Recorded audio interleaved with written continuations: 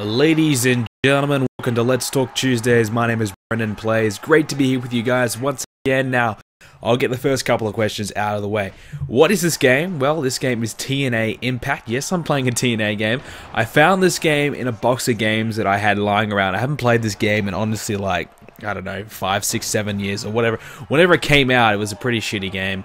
But actually coming back and playing, and I'm kind of liking it. So maybe if you want to see videos from TNA Impact, maybe the story mode, let me know in the comment section down below. But yes, this is TNA Impact. And the second question, when is the next Universe Mode episode? When is WrestleMania 30? Well, I know you guys gave me the likes, but it's going to take me quite some time to render and upload the actual show. So expect a bit of a delay. It's coming though. I'm working on it. I've been working on it for the past 2 weeks. It's been a big chunk of my life going into this video, but I hope you guys will enjoy it. It's going to be a little bit more of a wait. I apologize, but it is going to be 3 hours freaking long, so it's going to be a hell of a show. So you'll get your money's worth. So just wait a little bit longer for me, okay? So without further ado, let's get straight into this week's questions. This one comes from Ian Hansen Wrestling. He wants to know, will Cena put Lesnar over clean at SummerSlam? Also, would you like to see Rollins vs Ambrose at SummerSlam for the Money in the Bank briefcase? And who would you want to win? Well, I'll answer the first part of the question. Will Cena put Lesnar over at SummerSlam? Well, I sure as hell hope so, because I actually thought Cena would put him over at Extreme Rules 2012, and look what happened there. So I still think Lesnar hasn't really recovered from that loss, to be honest with you. But I tell you what, if Cena doesn't put Lesnar over at SummerSlam, it's going to be a huge backlash from the WWE. It's not going to be worth it, to be honest with you. I think Cena losing to Lesnar and having Lesnar holding the belt for as long as they can get him to do it for is going to be fantastic business. It needs to happen. It's going to be worth it. So if they've got Lesnar to sign for extra dates up until WrestleMania 31, where the rumor is he's going to take on Roman Reigns, well, hell, that is going to be monster business for the WWE. They need to turn things around. The WWE Network is struggling right now. They need reasons why people should check out the pay-per-views. They need reasons why people should subscribe to the network, and having Lesnar as your champion is a good reason for me personally. So second part of your question, will Rollins and Ambrose fight over the Money in the Bank briefcase? I think so. I think they might. I think they seem as though they're going towards that direction. I mean, Rollins has tried to cash in a couple of times now, and Ambrose continues to interfere. So I think it's going to get to the point where, you know, Ambrose feels as though he deserves to be the rightful Money in the Bank winner, and he's going to continue to take down Rollins until he does get his rightful opportunity for the Money in the Bank briefcase. Eventually, it's going to happen, and I think Rollins will probably win it anyways, and and continue on. I don't know. It's going to be. It could go either way. I can't really see Rollins as a WWE World Heavyweight Champion in this upcoming calendar year. I could maybe see Ambrose get it. I don't know. I can't really see either two. I don't think they're really built up to be WWE World Heavyweight Championship contendership worthy. You're not really ready for that yet. Reigns, he'll be ready at WrestleMania time, but the other two, they're going to have to build them up tremendously if they're going to put the Money in the Bank briefcase on either of them. Viral Jamal wants to know, do you like or dislike part-timers like The Rock? Well, I think part-timers do have its purpose in the business. I think it's a good decision to bring back some guys in a part-time role, like Jericho, like Rob Van Dam, and like Lesnar and like Rock. Particularly Lesnar and Rock, they are big money draws. People are going to tune in. People, former fans from the past, or perhaps even UFC fans or whatever. They're going to tune in to see Lesnar or Rock. And, having guys like RVD come in every 3 months, have 3 months on, 3 months off kind of deal, it keeps him fresh. You don't want to see the same old RVD gimmick. It's kind of getting old now, and he just came back at a WrestleMania, so it's almost about time that RVD leaves again. And he'll come back and return, who knows when, but it gives you a bit more of a surprise. It gives you, oh wow, Jericho's back. Jericho wasn't even gone for that long, and the crowd went nuts for him when he did come back, and now we're all pumped and excited to see him again. Whereas if he had been around for this whole year, we wouldn't have been really excited for Jericho. We would probably be saying, oh, Jericho's just taking the spot of the younger guys, blah, blah, blah, blah, the typical bullshit that the fans always say. So guys like Jericho, guys like RVD, they have their purpose. And some of these older guys should become part-time guys, let the younger guys shine, but also come back for that big matchup to put over the younger guys, like what Jericho and RVD does. Whereas Lesnar, he's still got many years in the tank, and he's still got a lot more purpose, so he should be pushed more heavily. And The Rock, well, you're not going to get many matches out of him. If he does come back to wrestle ever again, he's going to be just losing. I don't think he'll win. So they do have their purpose, and I do like part-timers to a degree. Roman Reigns wants to know, well, I didn't know Roman Reigns was a fan of my channel. Do you think there'll be a match between Roman Reigns and Triple H? Yes, I do.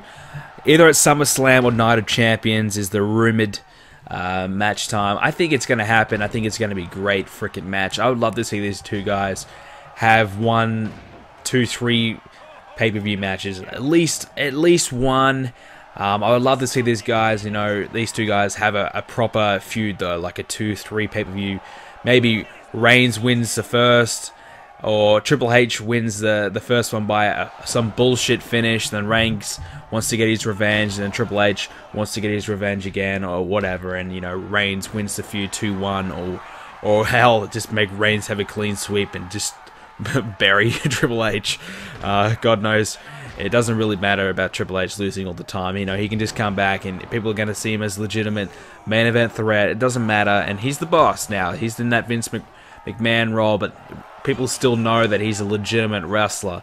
So Triple H can come back and wrestle whenever the hell he wants and put over some talent big time. And Reigns is the future, man. So I think if they want to push Reigns to the moon, he needs some big victories over some big name talents. And Triple H, he's the way to go. Ian Hansen Wrestling again wants to know, would you rather see Kurt Angle in his prime versus Indy Daniel Bryan, or Brock Lesnar in his prime versus Indy Daniel Bryan? Well, to be honest with you, I would love to see Kurt Angle now versus Daniel Bryan now. I think that's a bit of a dream match of mine, to be honest with you. I think those two guys would put on a hell of a match. I know Kurt Angle's certainly up there in age now, struggling a bit to remain healthy, but if he can come back and have one big match in the WWE, I would love to see him versus Daniel Bryan. I think he's the only guy I would really want him to badly, like if he could only have one match, gun to my head, which match would I like to see? It would have to be Daniel Bryan and Kurt Angle.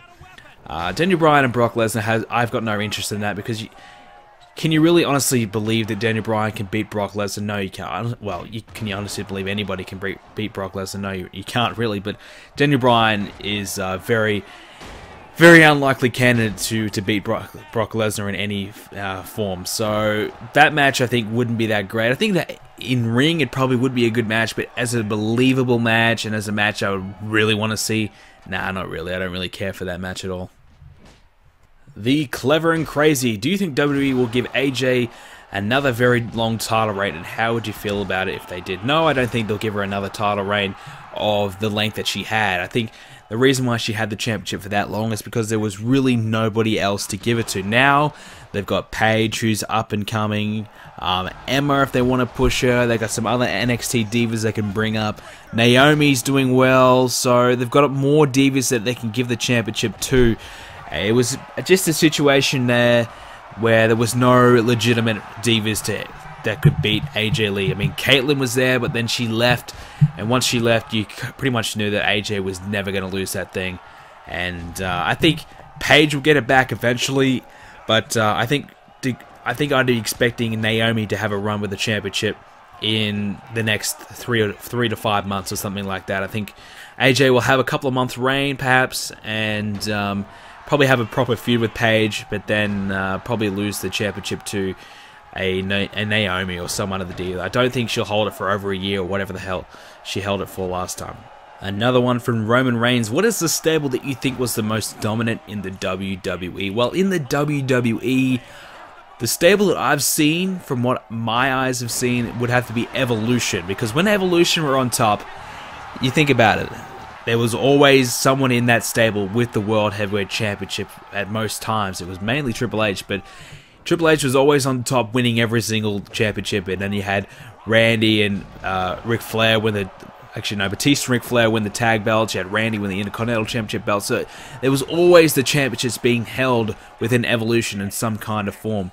And they had a decent run as well. I guess you could say maybe Nexus, they were pretty dominant, but in the end, are you gonna remember Evolution more or Nexus? In my opinion, Evolution made a much bigger impact, and now you look at all the championship belts that those 4 men have held in their careers, and well, you know, it's unbelievable. So the most dominant stable in the WWE would have to be Evolution, but obviously there were some really good stables in WCW, but obviously questions at WWE. There may be some better ones, but that's the one that my own two eyes have seen the most. I didn't actually really watch Nexus, so I don't really know, but Evolution for me. Another question from the Clever and Crazy. Do you think AJ Lee returning to immediately get the Divas Championship has any indication on the future of CM Punk in the WWE? If so, what indication does it have? Absolutely nothing. Those two are two completely separate entities. AJ getting the title back is a bit of a shock. I mean, there was a bit of rumor that she'll get punished over the Punk situation. Obviously, it's not going to happen. WWE are thinking with their heads more so than, I guess, their hearts, I guess. You know, obviously they're pissed off about the Punk situation, but it's a business, so AJ Lee is what's best for business. The whole AJ and Punk thing, just because AJ's back doesn't mean Punk's back. Those two are two completely separate entities, and who knows when Punk's going to come back. Honestly, I said he would be back at WrestleMania. It didn't happen. I thought he was going to be back before his contract's going to be up. Doesn't look like it's going to be happening. So from what I've heard and what I've read, don't expect him back this year either. And today's final question comes from Ratchet Cinema. What are your thoughts on The Miz's return? Do you think he should get pushed back into the main event tier matches? Well, I actually really like The Miz's return. His gimmick is actually growing on me. I actually like it. Watched Raw today, and honestly, man, I was kind of surprised that it was good. You know, I guess they're going with this whole Hollywood rock type gimmick where he comes back. I'm a freaking movie star. Don't touch me. You know, I'm so great because I'm in the freaking Marine. It's good. It works. You know, we hate the Miz anyways. Miz has that face that you want to kind of hit. You know, he's just such a dick, and him playing off on that more works way more than him trying to be a babyface. The babyface run was absolutely terrible. And to be honest with you, when The Miz was the WWE Champion, it was at a time where the WWE was in a bit of a crisis. But I think he did really, really well as the champion. It was, when he did main event WrestleMania, it was not about The Miz. It was about The Rock and Cena. But The Miz, I think, proved himself as a main event guy. He didn't really draw, but I can't really see him being a main event player again. But The Miz, I think, deserves better than what he's getting. I think he can be a prominent upper mid-card player, be a good mid-card champion, perhaps elevate himself to a big feud here and there, because he can hold himself on the mic. He's not that great in the ring, but he's not that bad. I mean, he's improved quite a lot. So I think if this whole Jericho-Miz thing continues on, I think it could do a lot of good things for The Miz. So I'm interested to see where it goes, and I hope The Miz does get the opportunity that he deserves, because he's been around for quite some time. He hasn't quite established himself as a permanent, you know, anything. He's just kind of been floating around. So I think The Miz, this could be the gimmick that he needs to get himself back in title contention, whether for the mid-card or for the world title. And that's going to be it for this week's edition of Let's Talk Tuesdays. If you enjoyed it, please leave a like on the video. Make sure that you submit your questions below or over at the forums at BrendenPlayz.com/forums for next week's edition. WrestleMania will be out in a couple of days, so I apologize. I know you guys are looking forward to it, but hell, it's going to be 3 hours long. It's going to take some time for me to get it all together, but it's going to be worth the wait. So if you haven't already, you have to subscribe so you don't miss out. Make sure you follow me on Twitter and like me on Facebook so you are up to date with everything to do with BrendenPlayz. So guys, thanks for watching the video, and I'll see you all next Tuesday.